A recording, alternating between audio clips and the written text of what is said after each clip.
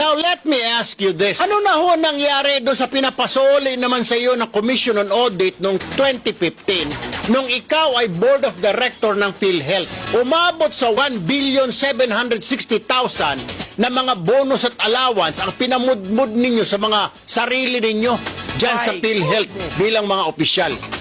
Ipaliwanag mo nga, ha? May approval ba ng palasyo yon?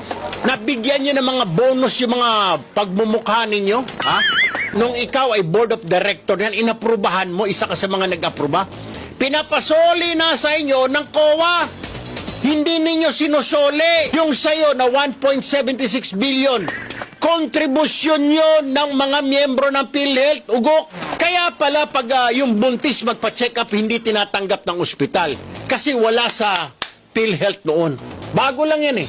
Nung maupo na si Duterte, pwede na yung buntis gamitin yung kanyang PhilHealth para makapagpa-check up. Nung panahon ni Pinoy, bawal. Paano bawal? Paano? Kagaya niyang kontribusyon.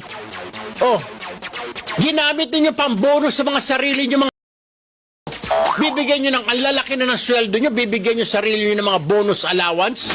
Sige nga, Senador Ontiveros, sagutin mo nga, ma'am. Pinapasoli na sa inyo ng COA, subalit hindi pa ninyo sinusoli. Bakit, ma'am? Quits na lang ba? Dahil senador ka na.